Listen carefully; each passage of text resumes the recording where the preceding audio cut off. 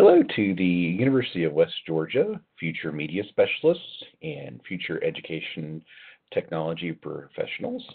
I'm Russell Palmer, and I am from Galileo, where I'm the Assistant Director for Galileo Support Services, and I look forward to sharing with you the basics of using Galileo and what Galileo is in this short session.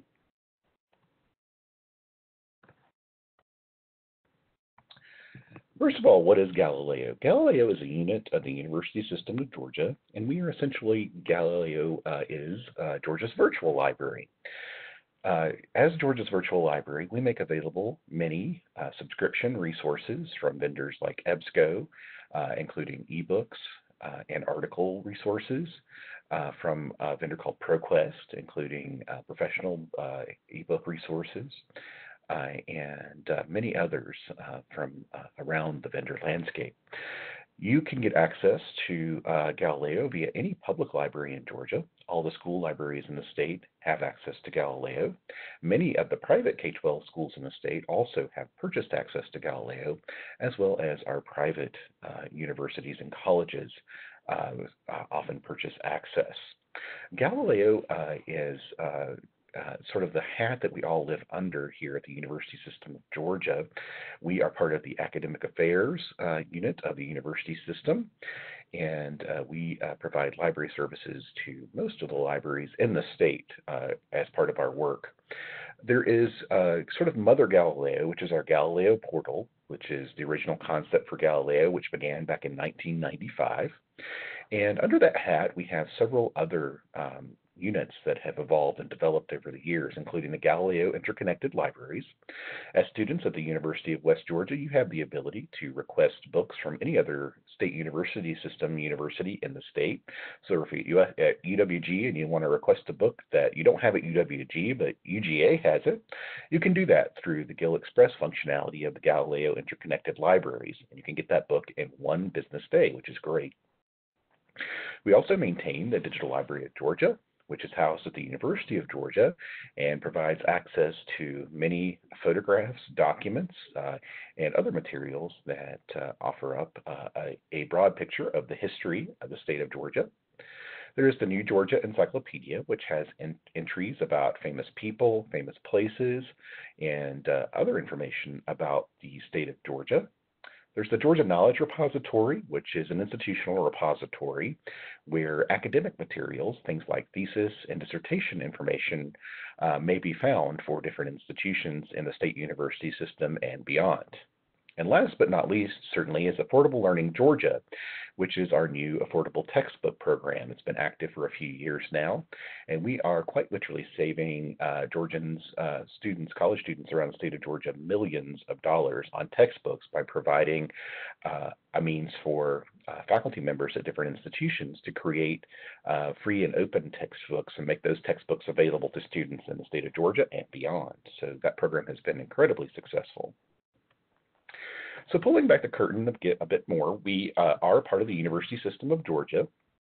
We are staffed by both librarians and technology professionals, and our job is to direct the vision and content and curate content for Galileo, offer good quality programming and professional development opportunities, including conferences. We offer 2 conferences a year, one for our academic libraries and the General Galileo Annual Conference, which is offered every summer. Both of those events are free. There is the support and training arm. We do offer a support staff. There are 3 support staff at Galileo who answer questions and address various problems, but also set up systems and make things work here behind the scenes. And finally, outreach and assessment, making sure that we're reaching our audience and that we're providing content and that content is being used effectively and efficiently and is being well used. In order to access Galileo, there are several different ways that you might access. Many universities, like the University of West Georgia, provide links to Galileo resources on the main libraries page in other formats like LibGuides that you'll see there. But the main Galileo portal is also still an access point for Galileo, and you can access that at galileo.usg.edu. We are currently implementing a single sign-on option, and West Georgia has implemented this. So you'll log in using your credentials and password at West Georgia, but if you're working with a school library, you may still be using the Galileo password. Just some general navigation basics with Galileo. We'll talk about the Discover search, resource linking in order to find full text. We'll look at our A to Z lists. We have A to Z lists for navigating the Galileo site, including lists of the different databases that we provide. All of our databases include a description so that you can know what it is and what it does and what content it contains. And also we maintain an A to Z list of all the different publications, the thousands of publications that are available via Galileo. We have a browse by subject option, so if you're looking for databases or other content related to specific content like history or medicine, you can do that. And you can also browse by the type of resource. If a student, you're helping a student, that student wants to find an online encyclopedia or an online almanac, you can help them with that. And finally, we offer help and support services. So the Discover search, and we'll go through all of this quickly here in demo and slides, but at the end of the presentation today, I will take a moment to go out and do some live demo. The Discover search is designed to search all of the content of Galileo in one place. So it's sort of like a Google search that you see at the top of the screen whenever you log into Galileo. And there's also an advanced Discover search. You see the advanced button there. Also, if you move out to the side, you notice there is an embed link. And that embed link will let you capture the code for this Discover box and integrate it into any website. So for example, if you were working at a school library in the future and you wanted to add this Discover search to the library's page instead of having it just accessed only through Galileo, you could do that. You could also add the Discover search to, for example, a learning management system. So there's lots of flexibility as much as we can currently built into the system to take it outside of that Galileo portal and move it onto websites that your students are used to using. You see also, if you go across the bottom here, all the different browse options are outlined. And Galileo can be browsed, as I mentioned, by subject, by resource type, by the database list, A to Z, and by the publication titles, A to Z. This is the Browse by Subject view, and you see that each entry in the subject view, we start with arts, books, reading, and literature, can be sort of expanded. So if I were to click on the arts option there, it would give me other different types, sort of subtopics under art. It would give me architecture, fine art, painting, etc. So each one of those is expandable. And once you expand those lists, it gives you a list within the list that you can click on to get a list of databases by that particular subject that address that subject matter. This is the browse by type of publication, and you see lots of different publication types are represented, including articles and databases, directories, newspapers, are all listed there. So if a student is looking for a particular type of material, they can use the publication type find there to find the appropriate type of resource. This is the database's A to Z list, and you see this is just as straightforward as it can be. You can both search the database list and browse the database list. You notice that there is a find database there. So if you're browsing around and you decide you want to look for something, you're not finding it with the browse, you can also search for it there in the database's A to Z list. Another functionality that isn't on this slide presentation that I will show you during live demo is we have added what's called a Galileo Express Link link. There's a little linking mark at the end of each one of these entries now, and if you click on it, it will give you access to what is called a Galileo Express Link. You noticed earlier that we were able to capture the Galileo Discover search and put it on any page that we like. You can do the same thing with a link to a database.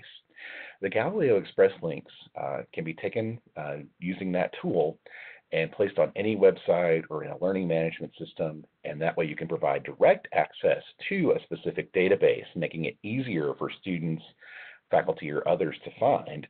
And that way they don't have to go through the listing in the A to Z list if you want to, say, for example, customize a list of databases on a particular subject or just general K-12 databases that you want to use frequently in a class or when teaching bibliographic instruction sessions. You can do that by capturing that Galileo Express link, and we'll take a longer look at that a little bit later. Finally, there is the magazines or publications A to Z list, and this looks different at different libraries. Public libraries will have essentially a magazines list. Academic libraries will have a publications list. You see that you can browse by journal title A to Z. You can also search. So if a professor assigns a particular publication, for example, you're in a business course and they assign you to read articles from Consumer Reports. You can come here and do a publication for search for Consumer Reports, find that publication and link directly to it, and have all those issues in front of you, front and center. We also have designed different Galileo interfaces for different populations. And I'll show you this in greater detail also when we do some live demo. But when you go into the main Galileo page that you see, no matter what you're logged into Galileo as, even if you're logged in as an academic institution, say for example at West Georgia, if you go to the bottom of that main page, you'll have access to all these different views. And the views include Scholar, which is the main Galileo view that one would use for academic research. There is a Kids view. And each view has a more limited Discover search there. That search at the top of the screen searches through less material for kids because they don't need to necessarily find scholarly journals if you're in a K-5 course. They're not going to be able to read it and understand it yet. So in any case, they search through in the Discover search on the kids page a more limited subset of Galileo resources. And you see what that resource looks like on the slide below, and we'll take a look at it in live demo as well. There's a high school platform for Galileo, which again has a more limited search that's more refined to target those high school forward resources. And also we have a teen portal, which also has been now relabeled as a middle school portal, which is designed to support research for middle school students. So Galileo offers a lot of different resources for K-12 use, and just want to hit some of the highlights here, and we'll look at some screenshots of this. And again, as promised, I'll go out and do some live demo later as well. There is Encyclopedia Britannica, which is an excellent resource for K-5. It has things like the Encyclopedia Britannica Animal Kingdom, which provides great sort of information literacy exploration for K-5 students who want to look at things like they want to learn more about cats or lions or fish. They can find a lot of good and interesting and digestible information for a K-5 student using Encyclopedia Britannica. We have anything that you see a lightning bolt next to, it means that you can search that resource by lexile or grade level, which can be very helpful to students and media specialists. So we also have ProQuest eBook Central, which is an ebook provider. I encourage you to explore eBook Central, not because it's necessarily great for the school media specialist in the classroom working with students, but if as you're working on completing your college work at West Georgia, ProQuest eBook Central has great just general academic text. So for example, you were in a class and you were doing research on classroom management. You'll find great texts on that via eBook Central. There's Advanced Placement Source, which is designed to support the research for those in advanced placement courses in high school. We have our book collection, Nonfiction, which is just a general ebook collection. We have Explora, which is a Discover search that's designed specifically for kids. We have ProQuest Search Discoverer, which is very similar. It's again a database that is general, but also but it is designed for use by kids. We have our EBSCO ebooks, and there's an EBSCO ebooks K through 8 collection, and there's a high school collection as well to support both of those areas. And finally, we have Novelist, and Novelist is great. It isn't necessarily going to give you access to full text electronic books, but it will provide you with access to book reviews and other resources that can help you out with collection development. And being able to search through those titles and get reviews and see information about books with that Lexile level, grade level indicator can be super helpful when you're working to develop a strong collection for your school.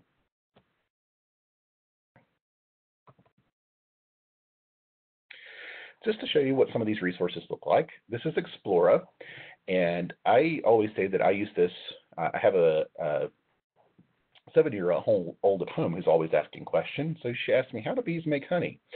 So I come into Explorer and I can quickly do a search, how do bees make honey, and notice that I just used a natural language search. I didn't try to do anything fancy.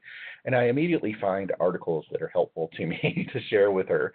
You see that the HTML and PDF full text is available, and those full text articles from those publications that are in Explorer have images and are fairly easy to read, and I can also search those by file level as mentioned previously. Notice that there's key areas, animals, arts and music, biographies, and geography. There's also on Explorer lots of good information that can be helpful with the Science Fair project, which is a common K-5 research need, K-12 research need really. This is Search Discover, which I mentioned previously, which also has an animal facts area and is searchable by broad subject area like arts, health, science. Also did just a general search. I did a search for information on Juliet Low and Girl Scouts and found good articles right out of the gate on that. My daughter's a good Girl Scout, so I wanted to show her that she could find information here. Also, you see there is an animal facts area, current events, and also not seen here, but one really nice feature and functionality of Search Discoverer is it has a science fair helper.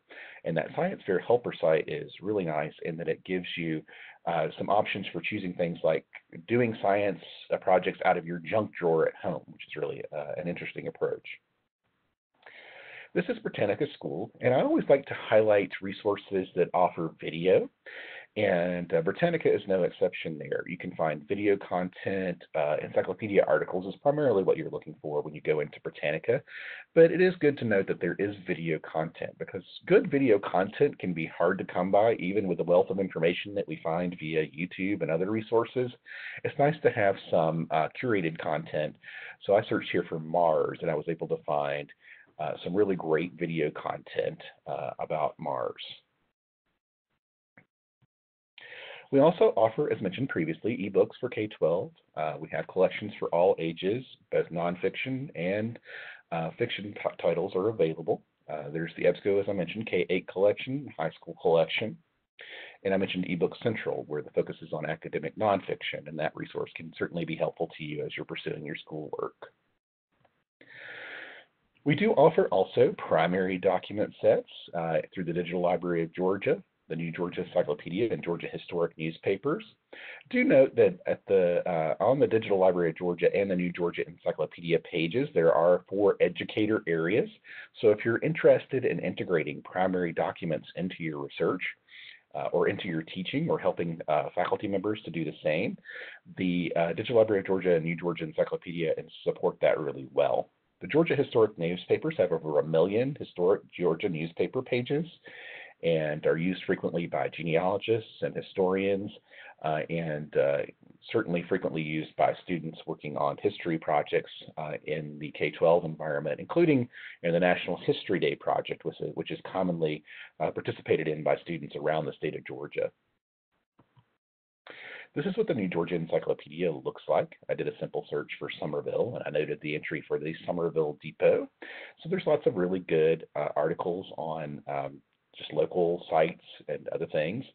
Also note that there is a destinations area, so if you're planning a vacation and you want to go somewhere neat around the state, the destinations area provides good information for those who with an interest in travel. Do note the For Educators area right next to the New Georgia Encyclopedia main icon there, and there is NGE content that applies to the Georgia Standards of Excellence listed there. This is what the Georgia Historic Newspapers page looks like. You can search that by region. You can also browse the different titles by going to the Browse area. You can browse by date and by title. You can shake that search up a lot of different ways. Resources for your professional development as you're continuing to grow as a student, and then when you're working in the education environment. If you're here in the state of Georgia, you'll have access to the Professional Development Collection, which provides articles on education. ERIC, which is a free resource, but the ERIC that we provide through EBSCO provides direct links to full text. eBook Central, which I've mentioned previously, and the EBSCO eBook Academic Collection, which also offers good, strong professional development titles and education from EBSCO there. A few things that I want to cover as we move into live demo. I mentioned integrating Galileo Resources into learning management systems. If you're using in the future or currently Google Classroom, there's a very natural fit for many of the resources. There's a Google Classroom link, and we'll take a look at a couple of resources that provide that link. Creating lists of resources and using permalinks. Note that whenever you want to share a link to a specific article or ebook, that you'll want to use a permalink, not the link that you find at the top of the browser page, but there's usually a link, a permalink or permanent link that you'll see somewhere in the body of the article, and I'll show you some examples of that in a bit so that you'll be able to use that effectively. If you use the URL at the top of the screen, it may not work when you come back and try to use it later. I talked a little bit about ExpressLink and accessing Galileo resources outside that Galileo portal webpage. I'll show you more about that. Creating accounts to save research. Just want to point out that you can do that. So if you have a student project or if you're personally working on something and you need to save a bunch of articles or you're doing a bunch of research, you're not going to have time to read it right now and you don't want to print everything out, you can create an account in EBSCO or in ProQuest resources and save articles to that account so that you could access them later. And finally, as I mentioned, I'll go through and cover a little bit of Galileo content, some of the resources that we've seen specifically and some of the functionality that I've mentioned specifically.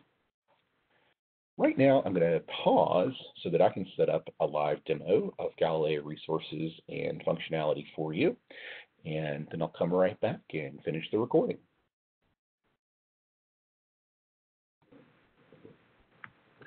We are now on the Galileo main access page, and we're going to log in using a Galileo password.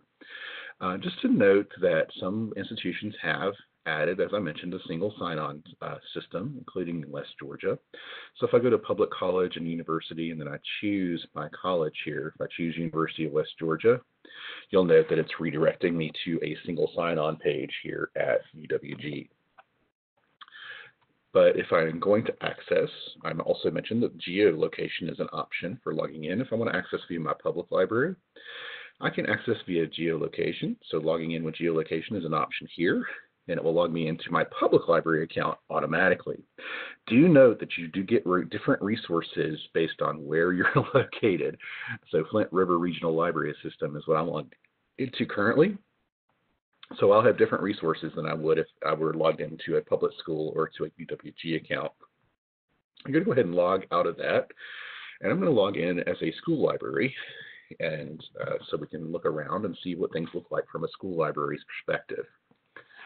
As I mentioned, I'm here. The default, if you don't have a direct link to Galileo Elementary, is to log into Galileo High School.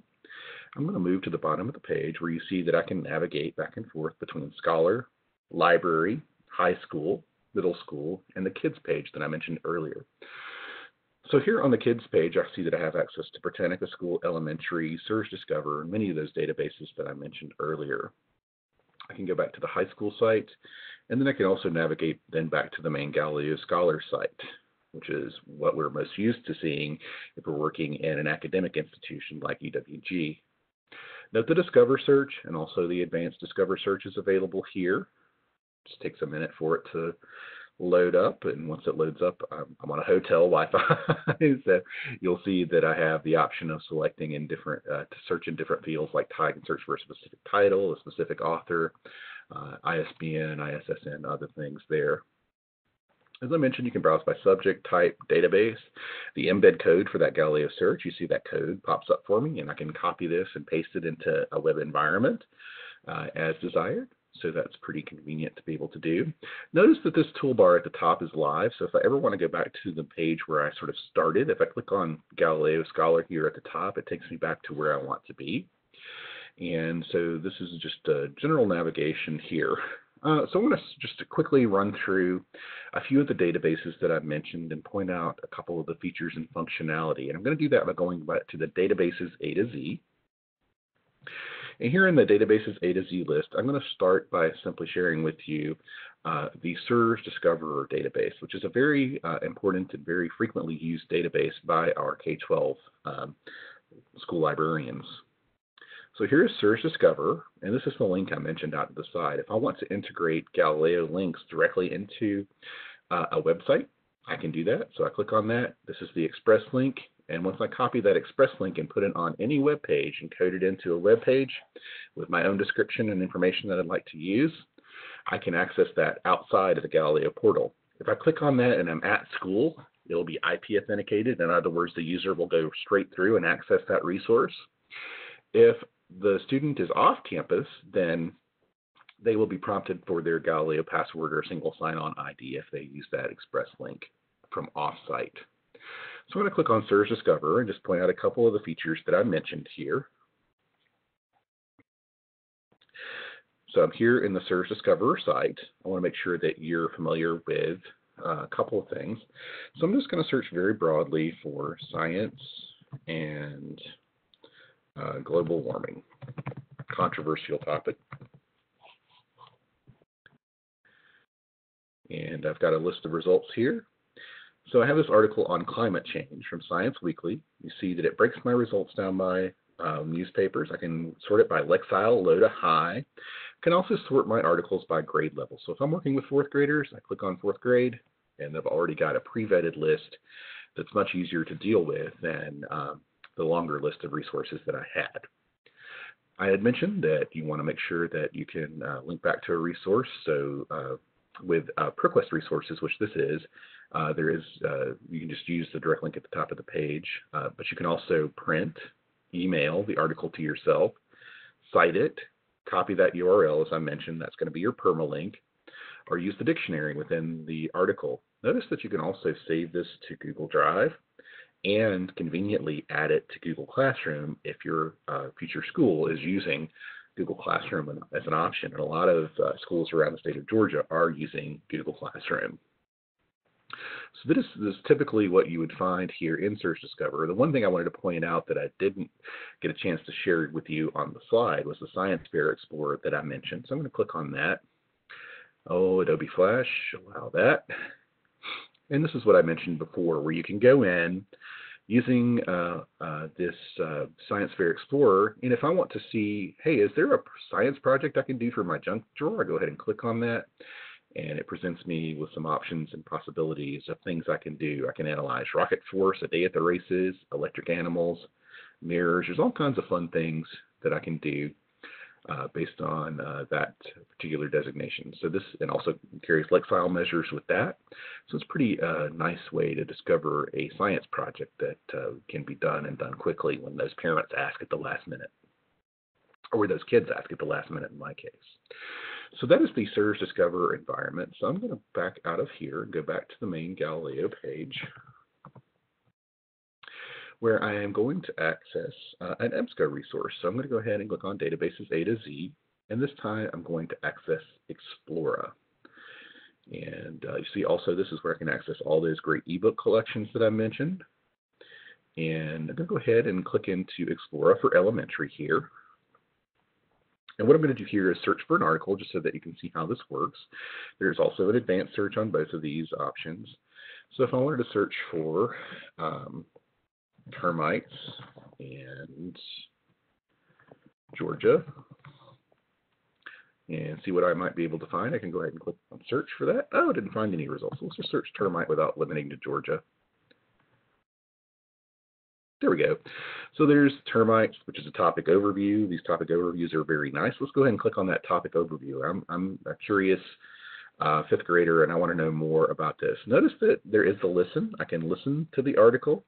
And then there's a plethora of options over on the right-hand side of the screen, including a Google Classroom and Google Drive option, print, email, save, cite, and also a permalink option. So I click on that permalink option, and at the top of the page, you'll see here, it puts that permalink. That's the link if I want to integrate this into a reading list for students or onto the learning management system.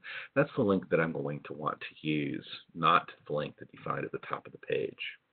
So that is there for you. And just another thing I wanted to mention, I mentioned earlier the Galileo accounts. Obviously, you can save things directly to Google Drive here, which is straightforward and a simple process. But let me go back to here on the main page, I believe. Pause really quickly.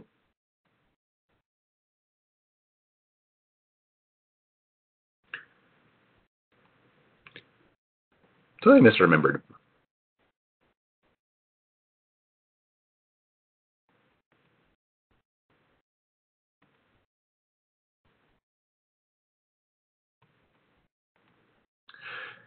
So you'll forgive me, I misremembered. The Explorer, I guess probably because it's a kids resource, does not have that option for a kids login. But do note that Explorer does have the For Educators area. And that For Educators area can provide you with lots of information and good resource, including lesson plans, including STEM lessons, student-specific tools, curriculum standards information, and other sites for teachers that can be helpful. Oh, there's the sign-in page. For some reason, it was just hiding from me. So if I am an EBSCO user and I want to sign in and save articles, I can do that with Google, or I can create an EBSCO sign-in if I like. And from there, I can access and save articles. Once I've logged in, it knows who I am, and I can save articles, log in, and access those articles again later if I'd like. So that's what we see there in Explorer. And I'm going to go ahead and go back to Return to Galileo here once more. And just as a final thing to show, I've shared the express links. I'm going to just pause and remember everything that I wanted to make sure and share with you. I think I've done that, but just to be thorough, I'm going to stop for a moment and collect my thoughts. I'm doing this a little bit on the fly, and then we'll wrap up.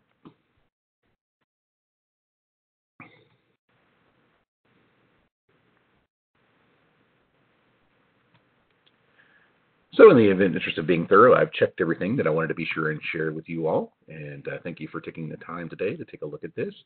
We do offer training regularly on specific Galileo databases and resources.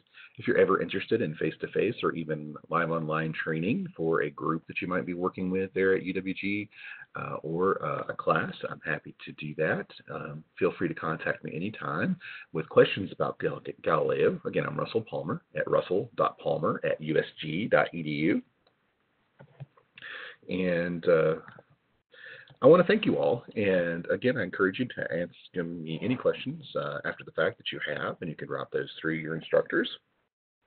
But I hope this is a helpful, quick overview of what Galileo is, what Galileo does, and we hope that you will use it both in your current work as a University of West Georgia student, and then going forward as you serve the citizens of the state of Georgia in your work in our schools and other institutions. Thank you all so much, and have a wonderful day. Bye-bye.